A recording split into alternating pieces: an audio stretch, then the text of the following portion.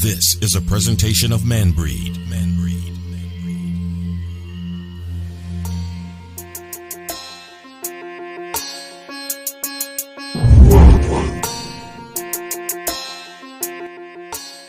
Hello and welcome to MANBREED Live, where we believe that to understand a man is to acknowledge all men.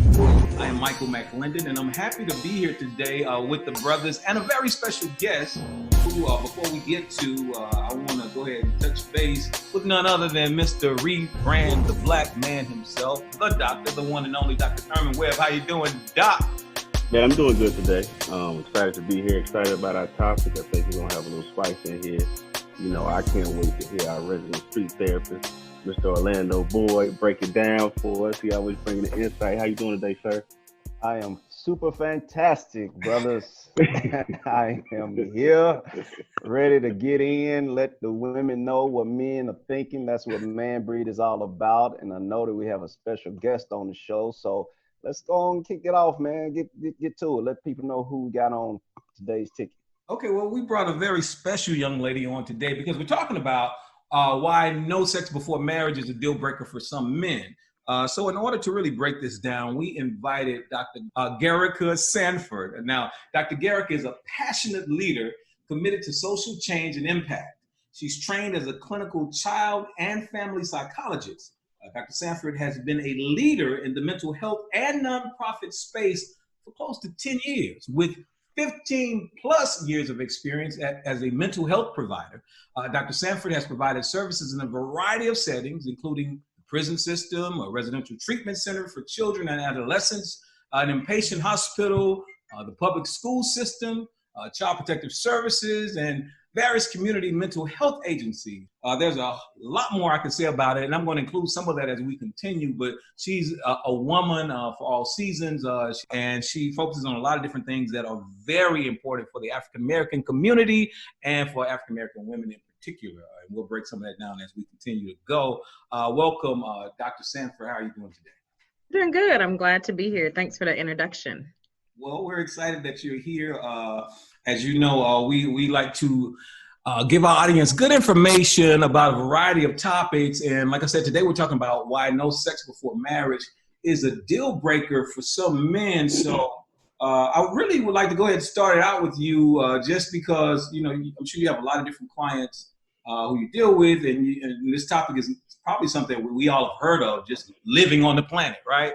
So why would you say, in your own words, that you found that for some men, sex before marriage is a deal breaker for them? Yeah, that's a big question. And I think one thing that's important, like you said, I think we're talking about men, but I do think the reality of it is that it also can be a deal breaker for women too. So I'm hoping we round that out and discuss what that looks like just to make the decision to wait or not wait before we have sex before marriage, and why it can be a deal breaker for men in particular. I think the first thought is even thinking about how we're socialized to even think about sex. I think if we think about just the ways in which we learn about sex, the ways in which we learn to talk about sex or not talk about sex is really gender-based. So if you think about it, most men want to talk about how many people, how early. When my circle of friends, that's not really what we're talking about. You know, we're talking about the quality of our relationships. And so I think just the nature of that really starts to lay the foundation that why might it be a deal breaker for some men, because the ways in which that sex is taught to us, the ways in which we are taught to think about what sex means or what it doesn't mean if someone isn't willing to have sex for marriage. So I think we really have to look at what's the messages that we receive really early to even think about why as an adult male that becomes a deal breaker. Yeah. Doc, you want to touch on that because she said socialization, right? Dr. Sanford plays a large role in why, you know, men in particular, even though it could be the same case with some women, why men in particular say sometimes like this, that's a deal breaker for me. Yeah, you know, just to echo what she said, socialization plays a big part in how we look at this topic, sex before marriage. Like, is it a deal breaker or not? You'd be surprised how many men actually think that their love language is physical touch. And it's simply because they have not explored any other aspect of any of the other love languages, right? So the minute that a woman is not ready to engage in that particular act, he feels rejected. And he feels like, you know, like she's shooting him down, or like she's not into him as much simply because he's been socialized or he's been conditioned to think that his love language is physical touch, and when she doesn't want to go there, then it becomes a problem. And also, we have to show up our identity, the security of our identity, and how we develop our identity also, because also certain men don't understand a, a woman's boundaries and when she sets them, right? And so she may necessarily say, okay, cool, I don't want to have sex until I'm married. But let's be honest, all men don't necessarily hear it that way. Sometimes we hear that statement as, oh, well, that's just something I got to overcome. Like, I'll put the pressure on until she gives in. And then other times, you have men who actually are listening, and they may respect that boundary and choose to interact with her to get to know the other aspects of who she are outside of her WAP, for lack of a better analogy right now. Anyway, so it's all about the socialization and the conditioning that we have, and how we really truly understand a person comprehensively that plays a role in how we look at sex before marriage. Okay. Now, Orlando, I know you can't wait to jump in because this is a topic, that deals with a lot of things that, some of the things we talked about before kind of play into some of this in terms of men and women's socialization. But give us your take on all of this. Yeah, I mean, Doc hit it right on the head. He took some words right out of my mouth about some men that's their language. They seem, like I said, if they feel like if they can't get that out of a woman, then the woman is not really feeling them. That is absolutely true for the majority of men, no matter what their breed is. That's the way they roll.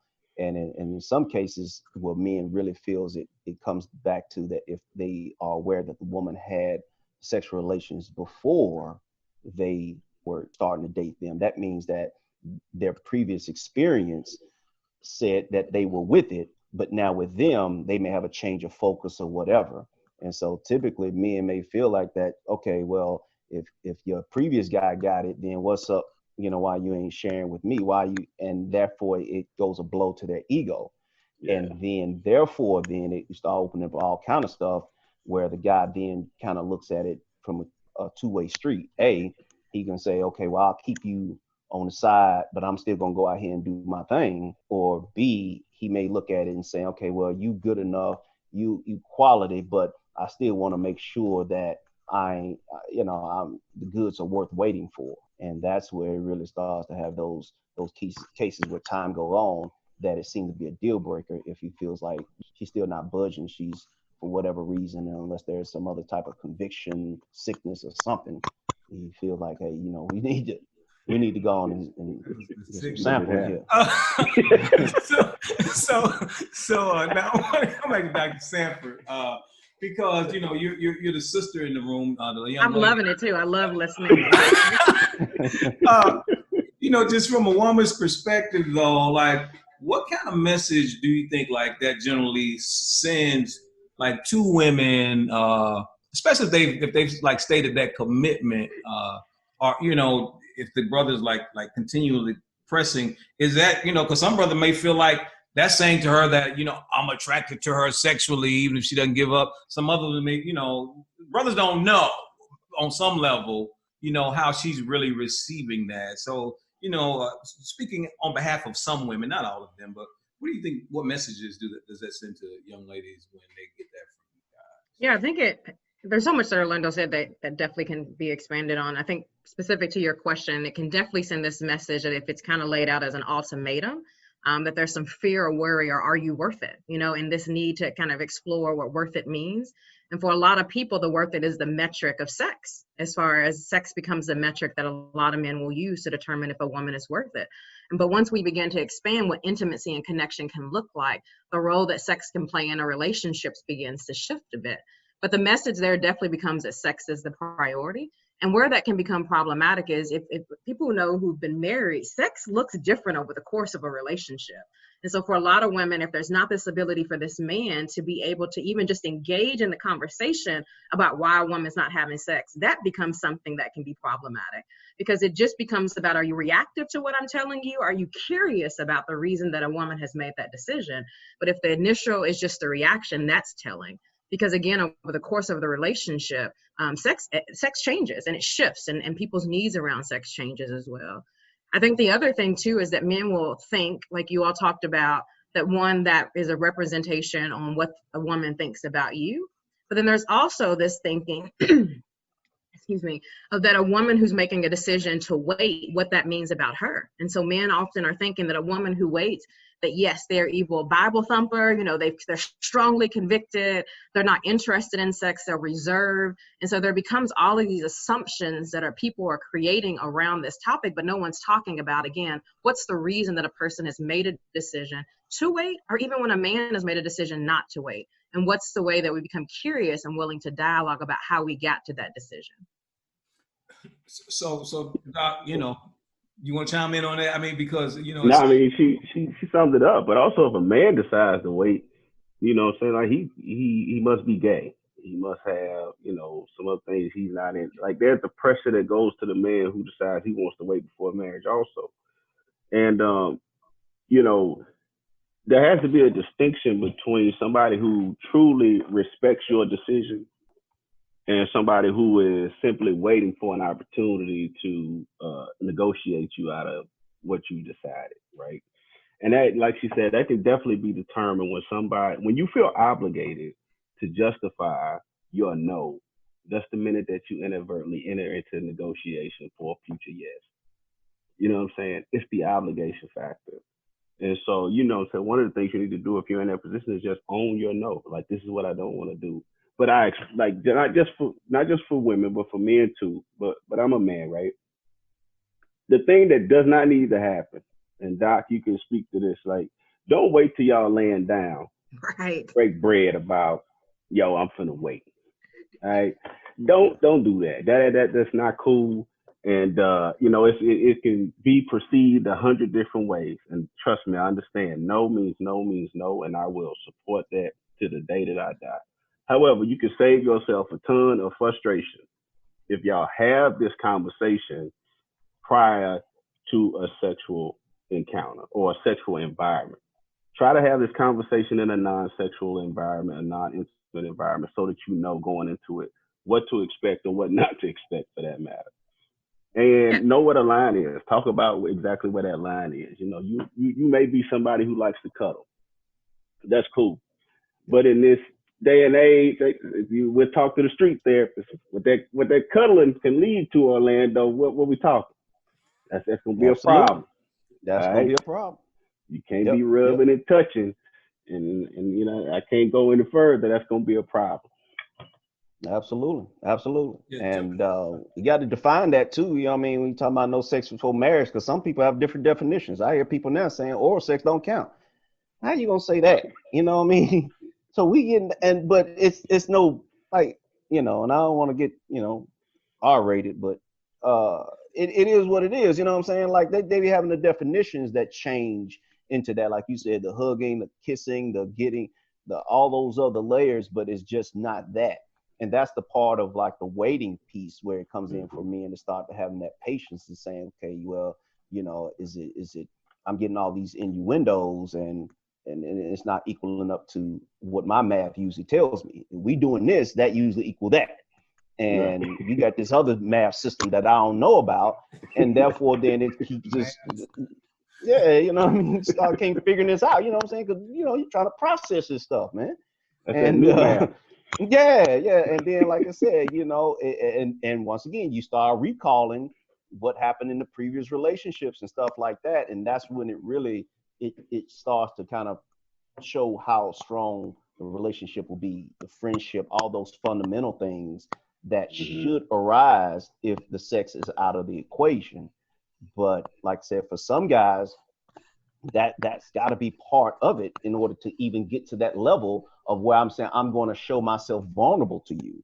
Because without that, if some men like to say, if I can see you like that, then I know you're giving me all of you.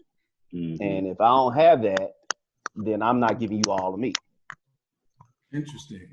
And now something very interesting you said was talking about going back to past relationships. And Dr. Sanford, in spite, I know, we're all talking about this thing and talking about the challenges with that mentality. Yet still our topic is why no sex before marriage is a deal breaker for some men. So, and I've heard, some brothers, use the argument, well, sexual compatibility, how do I know if this, is going to work if I don't know if we're sexually compatible or not. So touch on that. Is that a real reason why either are the brothers making that up, would you say, or is that enough reason for us to speak in? I think that's something that we hear a lot though, right? Definitely. So speak on it. Yeah, so I think without question, in relationships, it's definitely okay to have a desire to be sexually compatible with someone. So I think that is definitely a valid. But I think what ends up happening is we think of that sex is going to tell us full compatibility or the ability to experience a relationship fully, or like Orlando is saying, to show up. That the way in which someone engages or decision to engage in sex is going to just unlock this understanding of someone in this deep and meaningful way. And what we know is that sex can definitely be surface. And the reality of it is that sex in and of itself and having sex before marriage doesn't guarantee sexual compatibility. Like there's so much more complexity to being sexually compatible if we're really thinking about more so not just compatibility, but intimacy. And when we think about the complexities of intimacy that cross more than just sex, then there's a reason to begin to be willing to challenge, to interrogate, to question, why is it that we feel like sex is going to be the one that allows us to make connections with people or to know if we're connected? But there's a falsehood around that. This sense that sex is going to be all telling or all knowing. And what we know is, and research has told us, that some couples who decide to wait actually report more fulfilling lives than those who started at the beginning. Because the reality of it is, once you introduce sex into a relationship, how you get to know someone or how someone shows up can shift. So for some people, like Orlando is saying, it might allow a man to show up more. I would say that there's people who show up less when sex is introduced too quickly, and how they show up shifts because there now becomes this pressure connected to sex in a way that doesn't allow someone to fully explore other aspects of intimacy. Yeah, you made a good point about that too quickly, because that's the key. If it comes up too quickly, if it's too easy, especially from me, I'm talking from a man perspective, if it's too easy, that does kind of devalue some parts or some layers of the relationship that's needed to keep the foundation strong in that. But that's absolutely right. Too quickly, it is definitely a sign that some guys take it on and be like, okay, yeah, and then it could definitely have a different message. But that's where it can be a catch-22 for women, because on one hand, if it's too quick, but if it don't happen at all, and so there can be this stuck place that a lot of people can feel, and particularly women, of like, how do you figure out, again, that math calculation doesn't start to add up. And so I think it goes back to what was said earlier, this need to really have full conversations around this. A lot of times around sex, we are having conversations with ourselves, but not with the other person about what we hope, what we make a meaning of. And so what's the way that we're more openly dialoguing about what we want and what we don't want and the boundaries in our relationship. And that, keep in mind, go ahead. I was going to say that also that realization comes from how much previous experience you've had. If you were one of those people who had one partner and you didn't have that partner until a little bit, after high school or whatever, and then you got in this other relationship, you might be more inclined to be able to have that patience and wait no matter what is going on. But if you had multiple partners and that becomes the expectation, that usually is where it opens up for men. And I don't know if it's speaking for women, but that's usually how men usually saying, you know what, this is how I'm going to proceed and this is what I expect for us to get to that level. Right. Keep in mind, sex is just the act, right? It's the content or the context in which we perform the act that really provides the robust meaning. And so intimacy happens long before the act of sex happens. That's not to say that sex cannot be intimate, but there's a preamble to the intercourse that should drive the understanding or the comprehensive experience. And so I think what's really happened, like a lot of people are taking the shallow way out. And so when it comes to their emotions, they have a tendency to try to express their emotions through a channel of anger or through this channel of sex, right? Without fully understanding all of the other avenues in which one can speak their emotions. And so they misapply the act of sex to things that have depth, but it really doesn't apply there. right? So then you end up again with these alternative facts about certain things about love. All right. So if he can make love to me really well, then he must love me. But it could be a byproduct of what Orlando said. It's simply that I got a lot of practice, right? So I go to the gym every day. I happen to be in shape. That ends up working out in your favor. But I don't love you. But that ain't, that takes enough insight to figure that out. But these are the conversations you gotta have. And if it's consensual, you know what I'm saying? If it's consensual sex and it's just sex, then that's different. But we're talking about acts leading to marriage. Like, what does this look like for a long term relationship? What is the quality of the relationship? It's not necessarily, just about the act of sex. And so there's a collage of things that we should explore before we actually engage in the activity of sex. Now, whether you want to do that before marriage or after marriage, that's for individuals to decide and for couples to decide. It's not for us as MANBREED to provide a blanket statement. But however, you do have a responsibility to understand that for yourself. Yeah, and I think, like I said, we're going back to the compatibility part, and that's where people are ill-informed, basically. And that compatibility, how you know you're compatible that you had some experience before of what it is. You know what I'm saying? What's good to you? What's bad? And if all you've had is mixed good, some bad, some good, you know what I mean? Like I said, some people you want to make sure before we make that commitment that I know, okay, I'm not committing myself to some bad. Yeah.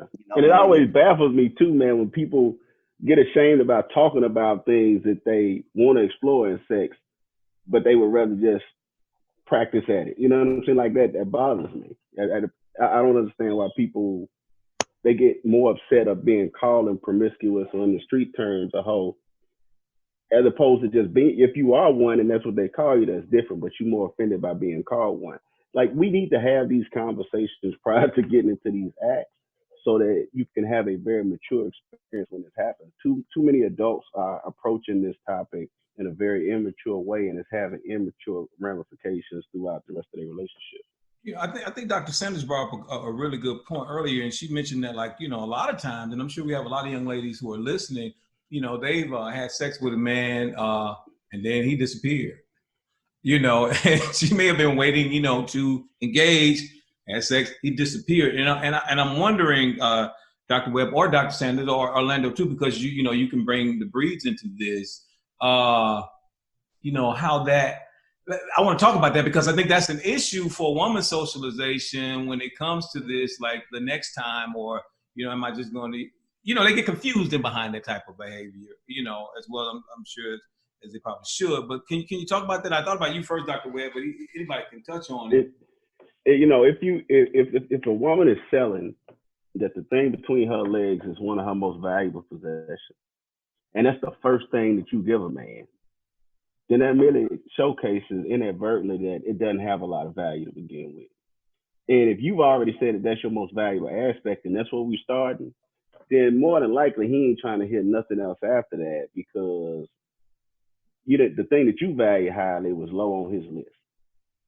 Now, I can't tell you how many times I have friends and associates who they measure their respectability of a woman. I ain't saying it's right or wrong, but however, if she holds out and she's true to that and she's denied him, like, he not just puts her up on the pedestal, like, yo, she's a good girl. Like she not out here wilding, this, that, and the other. So he has this different level of respect.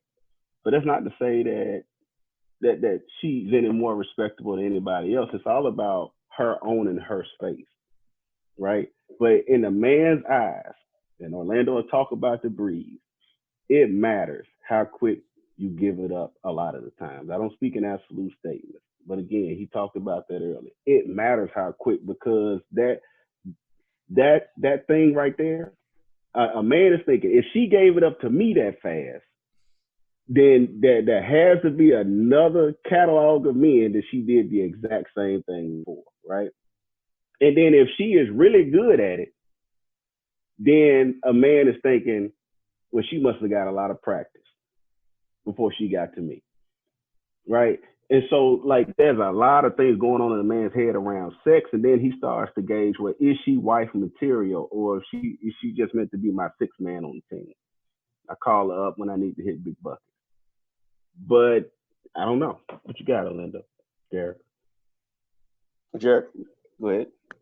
Yeah, I think what keeps coming up to my head is the catch-22 for women that you all are painting. You know, this sense of, again, if I give it up too easy, but then if I have too many partners and there's messages that's going to be taught. And so I think you're right that a lot of times there's an evolution that women and also men go through as far as their choice to either wait or to not wait. And initially what that starts out is a lot of fear-based, you know, that if I don't or if I do, what's going to happen?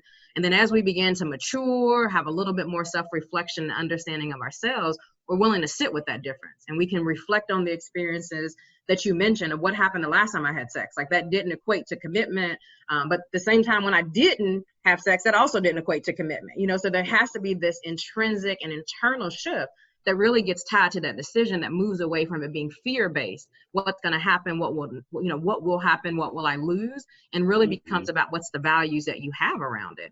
But I think, again, for a lot of women, there becomes a stuck place because, again, it's not a 1+1 situation. That for one man, the fact that you decided to wait is really respectable. For another man, it's frustrating. And so, again, it really has to be about how are you seeing it and defining it for yourself. Mm-hmm. Yeah, that's right on point. Yeah, let's take a break. And Orlando, when we get back, we're going to talk about how the breeds, the role they play in this. You've been listening to MANBREED Live, where we believe that to understand a man is to acknowledge all.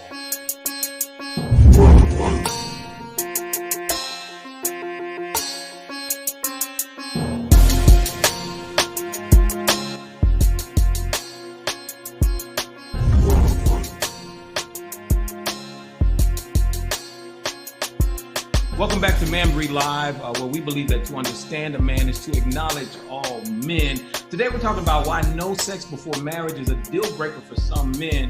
And we have a very special guest with us today, Dr. Garica Sanford, as well as our resident therapist, Dr. Thurman Webb, and our street therapist, Mr. Orlando Boyd. And before we took a break, Mr. Boyd was about to share how this topic kind of relates to kind of what attracts a man to a woman and what is wife material. Can you elaborate that on that, Orlando?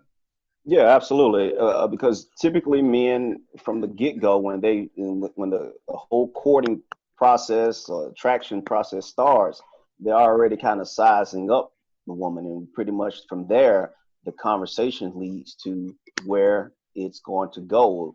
And if there's some expectation along those lines in that conversation and stuff like that, that's when the man starts to be shaping like, okay, yeah, this is somebody I'm truly digging. And based off of her reactions to certain situations and things like that, that tells him to press go or keep saying idle or pull back. Now, each breed actually operates similarly in this, except for maybe the competitive breed, because a lot of times it's for them to be able to say, you know what, I got that, I conquered that. You know what I mean? It's like, okay, you know, is she worthy to still be on my side? The other breeds are still kind of can be reactive. Most of the other ones that are usually pursuant to a woman. And like I said, there's those other pressures that play a part into it as well. How much of their guys like, man, gal, fine, man. You know what I'm saying? And you'd be like, yeah, man, I'm trying to, you know, get where we taking it slow. That's the word, you know what I mean? Because you say you're taking it slow. That means, you know, we ain't trying to have no expectations and we just going to walk it through. But at some point, if there had been user experience and that will be revealed in those conversations, if we should be taking it to that level, and that level is, hey, it's sex. Now, if this already established where the woman can say, hey, listen, you know, I get too emotional with sex, so I'm just want to make sure that I want to back it down. We need to be friends and kind of lay all the groundwork as docs have already kind of established. And if the guy is having that kind of value on her and saying, you know what, yeah, I'm willing to wait because you cool, then that's it. Now, like I said, the deal breaker comes into when there's already things already in place and we've already experienced this stuff. Like we kissing hard, we going everything except for you can touch but don't taste, you know what I mean? Well, you can taste it but don't swallow. You know what I'm saying? Like, hold up, man. You know what I'm saying? So all these things start to go in. You be like, man, you know, the signal. So now let me stop, man. Y'all go ahead. Hey, preach. I hear you. That's our street therapist. Preach. I was waiting on it. He gonna give you something every episode. Pushing buttons over there.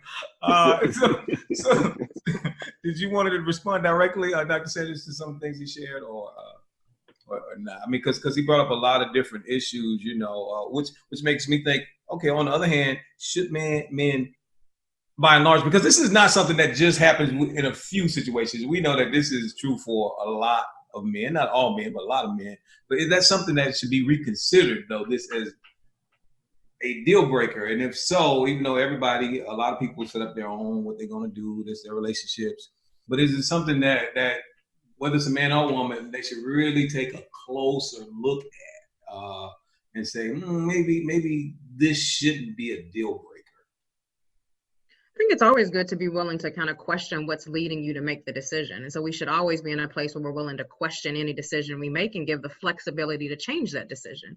So it might be that a man, like you said, or a woman experiences, and the typical for their relationship, that they've wanted to have sex before marriage, but they meet someone who's decided they're not, and they decide to change. And so what's the way that we're okay being flexible about shifting and not feeling like that changes how we see ourselves, that shifts our manhood? So I think we should always have the ability to reassess ourselves, our decisions, to challenge the ways we're thinking, and to figure out like what might it offer to me to shift it.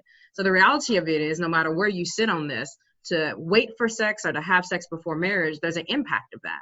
And the reality of it is we often ignore that. The fact that the reality of it is when we wait to have sex, there can be benefits to that. The same ways that by having sex, there can be ways that we learn and understand about someone.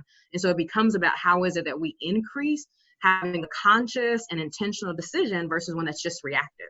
That somebody told me, no, I'm upset, I don't believe that can work out, versus this willingness to, again, sit on that and say, what does that mean? Am I willing to wait for this person? Am I willing to shift my value? Have I learned something new by talking and understand how they got to this point? Because people, again, they shift and evolve with this decision. Some people stick with it from the time they realize they're a sexual being, but most of us go through different ideas and the ways that we're thinking about sex. And so again, what's the way that you're willing to engage with that with yourself and then with the partner that you're willing to think of a long-term commitment with? Yeah. And let's be honest, like, no matter what decision or pre-decision that you made prior to, as adults, we all end up in situations where we want to second guess the decision that even we made, right? And so maybe as a man or a woman, you may have decided, I'm not going to have sex until I get married. And then you end up in a situation after cuddling and watching Netflix, like, all right, I might want to give it a shot. And the thing is, if you've had a meaningful conversation with your partner prior to entering into that space, it's a beautiful thing. If you declare that you don't want to do that, you're in this sexual environment and atmosphere, and you decided, hey, you know what, I think I want to move forward. Let's do this. And your partner looks at you and they say, no, I know at the core of you, this is one of your core values. This is one of the things you didn't want to do. So let's not do that, right? Even if they someone who was championing the idea of sex before marriage, but they know you, and they know the ramifications of you going against that decision, right? Because you spent months or years talking about it, and they understand that those few minutes, or in some cases hours, could be detrimental to the decision that you've made. And so they refrain from you going back on your own decision because they know you. And at the end of the day, that's what it's about. Again, sex can complicate things and it can also enhance things. And so it's all about what happens prior to that act. It's what you feed into it, right? Life is necessarily going to disrupt whatever is inside of you. The question is, what's going to spill out when life does that? And so that's why you have to do the work prior to the interaction. Yeah, and that's real. And like I said, depending on the guys, how they interpret and read and picking up things. We talked about this on previous episodes about love languages and stuff like that. Those things come into factors. We also talk about the pressure peers, friends put on us, the movies we watch, what we exposed to, the music. I mean, some music can set it off, man. You be sitting there with your girl and that music come on, you start looking, you know what I mean, get them crazy eyes, stuff start happening, man. You know what I'm saying? Blood start flowing. And be like, I don't want that to happen no more. And so then you gotta have some, then proximity becomes, because it's easier if y'all got some space. You know what I mean? Y'all all up on each other and things like that. But also gotta, and I'm gonna make this point too, that, you know, like sometimes it comes through the expectations, not only from women, I mean, from men, but women too. I know someone who said that they turned their life over to God and they waiting, they want to wait till they, you know, find a person and everything like that. But when it came up to saying that, what if the guy you get with and he's a unicorn? That's a problem. That's You a know what I'm problem. saying? Yeah. So you want him to have some previous experience, but you waiting. Because if he didn't, he would be more inclined to wait too. You know what I mean? Like he's invested. If Yeah. he's like, you know what, I'm saving myself. And trust me, women, there are some unicorns out there. And like I said, though, if they may feel like, okay, I'm waiting, but I want to make it worth my wait, that you know what you're doing. Like, come on, how does that sound? Yeah. Oof. I'm done. True that. Now, you know, But that's a great point, though, because, you know, there is that faction of women out there who want their men to be experienced. They want their men to be able to express themselves sexually and know what they're doing and satisfy them. And I know women who have married one person and kept the sexually pleasurable guy as well on the side, simply because the guy that they did marry, he didn't have the same experience as the guy that she was fooling with, but the income didn't match up. That's a whole other topic, right? Needless to say, that it's important. You know, I don't want the audience to think that this is just a man issue when it comes to sex. And Dr. Sanford, you could speak on that. Like, there's a faction of women out there that sex is a big part of how they calculate their relationships. Absolutely. Yeah, it's a double bind for both genders that we pose. You know, we create these double binds, you know, where we made this decision, but like you said, we want the man, we want to know that he's able to have the skills to please, but also we want him to be okay waiting to offer that to us. And so it becomes a double bind. But the bigger thing is what was mentioned earlier, the sense that we're not talking about sex. That's the reality, is we're not talking about what our hopes are around sex, what our views around sex. And then when we do experience sex that doesn't hit the mark, we're not talking about that either. Like you said, we'll just go get somebody on the side and keep them there, versus what should happen is that intimacy around connection and vulnerability should come and be able to discuss what it is that you need, what's not happening, and what's the way in which there's some safety within the relationship to explore that. But a lot of times that's not offered to partners. It's like, oh, nope, you're not meeting my need. I'm done. I'm gonna go find somebody else that's gonna take care of that. And so what's the way that we lean into that a little bit more versus being disappointed by that? But no matter, I think that's also a falsehood, this sense that multiple partner means that you have skills. I don't know that that's true math either. The reality of it is there's so much more to that, and people have different ways in which they want to have sex and to be pleasured in sex. And so if we're not having those conversations, we're equating a previous experience in a current relationship, and then we're confused on why it's not working, and our feelings are hurt when you get the feedback, versus again this openness to learning what might sex look like in this relationship and for this person, and to know that that's not necessarily a reflection on you as a person. Yeah, that's a great point, because all sex activity is not the same, right? Sex is not this monolithic experience. You know, it is varied. It is very complex.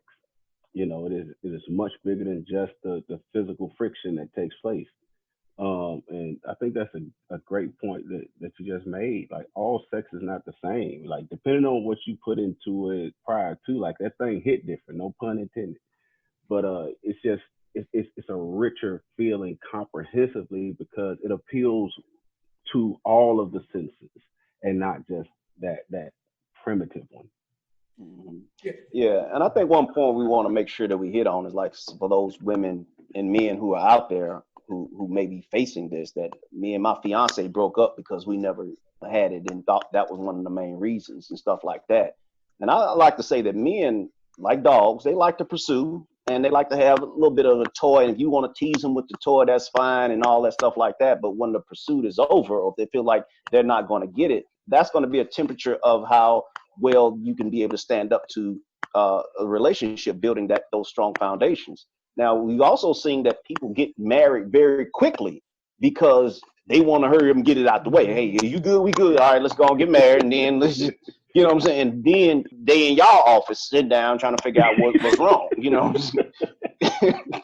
So real talk. You know what I mean? Because that they trying to fast track it, especially. And I know, Mike, this is probably one of the questions that you had about, like, when you've been married multiple times, you figure, okay, we've been through this through and through. You already know. I know what you want to do. Let's go on and get married. And a month after dating, they ready because, hey, they blood boiling. Yeah, there was a question like, after we've been talking about, before marriage, with the assumption on some level that we're talking about kind of that first marriage, right, for somebody. But what about somebody that's been married before? Does it look the same in terms of this whole deal breaker thing? Because like Orlando said, a lot of times we do see, where the divorce rate gets higher, and a lot of times maybe it is because people are rushing it because they want to get back to that familiar place where, as it relates to sex, is accessible, regular, and they have someone and may not do that work. Any comments about that in terms of how this is different for couples who are coming to marriage, or at least one of them coming to marriage for the second time? Yeah, I mean, I think the whole aspect of marriage for the second time and sex, at the core, we really revisiting that idea about commitment. Marriage is a kind of a tangible expression of a commitment that one makes. And depending on what social doctrine you're under or religious doctrine you're under, that marriage means a lot because it signifies that you're going to commit yourself to this particular situation, person, so forth, so on. However, you do have individuals outside of those things who, if they've been married before, they've demonstrated that in some shape, form, or fashion, they know how to have a commitment or make a commitment. And when they go to speak to that new partner, they say, "Hey, all right, I'm gonna be committed to you. I know what marriage looks like. I know what it's all about. And based on that one, I think I can get this one better. But I'm gonna be committed to you. Let's make this happen as a variable in our love equation." I mean, that's a couples conversation to have about what that looks like. I think, but in any situation, it becomes very, very problematic when the sex variable becomes the primary or the only variable in your relationship equation. As long as you are inserting that in a very equitable way, based on y'all's understanding of what it takes for your relationship to work, not a relationship, but your relationship to work, then you have a higher probability of that being successful. And, sometimes people come out of marriages understanding themselves better. Sometimes they come out of marriage understanding what it means to be married or be in a situationship or entanglement or whatever you want to call it better at the end of the day. But that is informing how they make their decisions, and that informs their actions. And so, again, like Garica said earlier, like what you use to inform the decisions and actions that you take is very, very important, right? And at the end of the day, you don't want to exploit your partner. You want to make sure that you are, engaging in a conversation and decision making that allows all the variables to be on the table so everybody can see and make a honest decision for themselves. Yeah, I can hear some of our listeners saying, "Okay, all of that's cool. I understand what you're saying, but I'm in this situation, right? And like let's say the young lady's like, she's in that situation now. She's getting pressured. She likes the guy, but she's not trying to have sex with him before she's getting married. Having that effective communication and having that dialogue. I hear y'all saying communicate, but what about if she's getting pressured, Mike? If she's getting pressured, she needs to solidify that as a flag in her head. Okay. Period. Okay. And what if she then though is just trying to? She doesn't know how to address it, and maybe it's not pressure, but what about tools for having those kind of conversations? Are there anything that you all recommend in terms of getting at that? Because I hear all of y'all saying communicate, but what about, because communication, like you say, Doc, all the time, isn't always happening. When should it happen? I think you're saying outside, before you get in that like highly charged sexual environment. I think I hear that, but also like can y'all talk about just for a little while? It goes back to what I said earlier. You got to decipher what type of man it is you're dealing with. Is he actually respecting the decision you made, or does he see that as an obstacle he needs to overcome?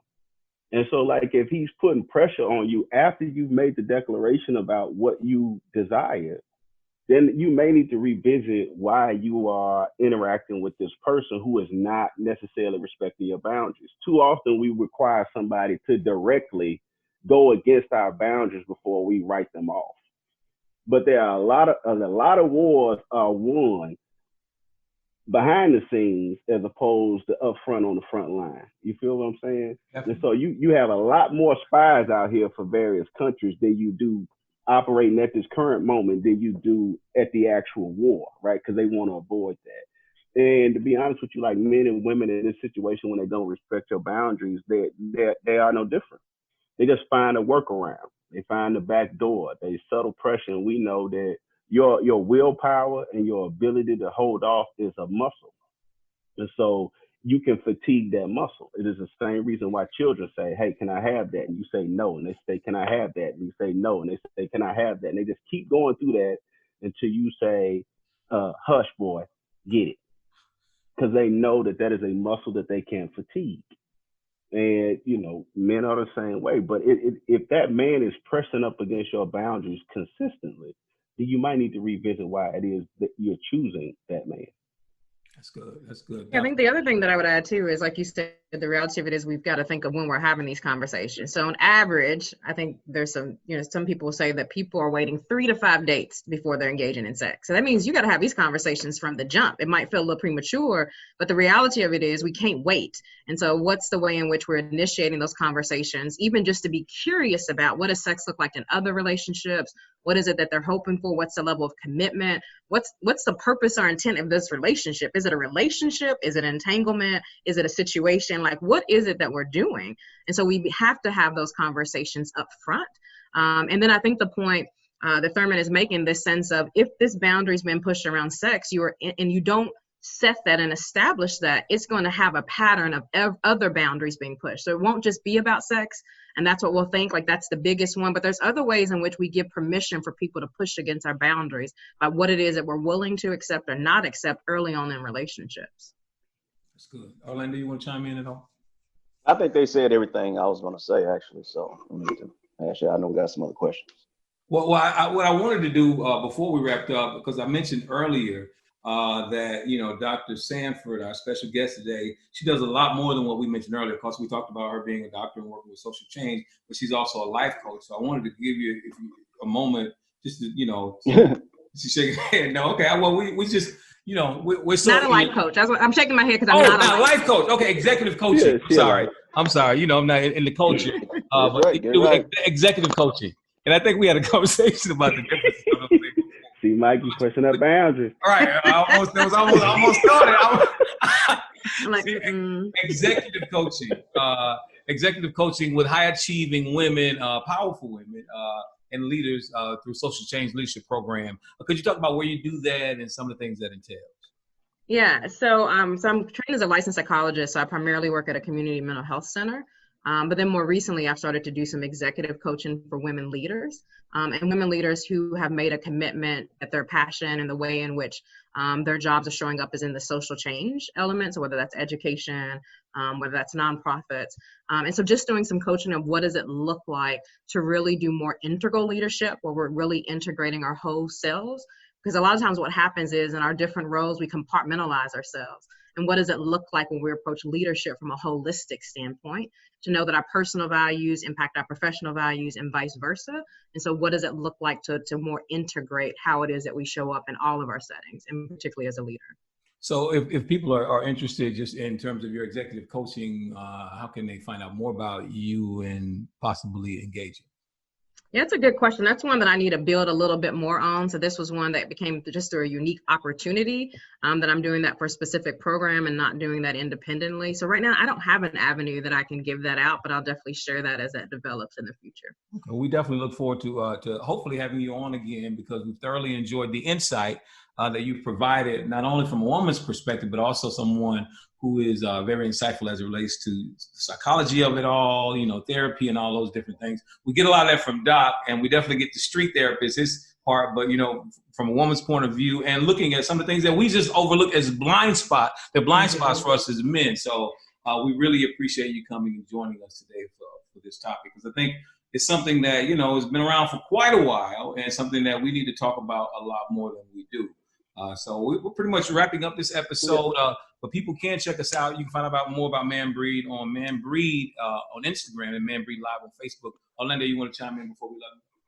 No, I just want to make sure we close it up on for some of those women, because this was one of the specific topics that women had reached out about that we should talk about, why it's a deal breaker for some men. And I hope we gave some of those answers. Like I said, men, you know, how they categorize things and sometimes women can't see it, and vice versa. So Yeah, and I would close out with saying, like, if physical touch truly is your love language, do some research and understand or come to know or be aware of other physical touches that could help you achieve that or get that feeling of fulfillment, right? It's not just about sex. And also, for men and for women, take the time to show your partner how much you care or how much you are engaged in a relationship outside of the act of sex as well. Those things can really be enriching. You'd be surprised. Like, sex is cool. However, if you wash my car or I come home and, you cleaned upstairs or there's a new PlayStation upstairs, like, yeah, I might enjoy that also. So, like, explore other avenues. Like, there are other ways for me to be satisfied. I'm not saying it trumps sex for me, but I'm also married. But I'm just saying there's some things out there that could come close. That you just have to understand what it is your partner, because it's just like food. Sometimes you don't even know that you like something else until you try it. And I don't mean that in an erotic way. I mean that in just a comprehensive way about, love and relationship and intimacy. But yeah, Doc, they're gonna say that it's easy for us to say because we married. But for some single people, like you talking about food, if you ain't eating once a week, you you get starved, you start seeing some, you see some potted meat, man, that look like steak to you. You know what I'm saying?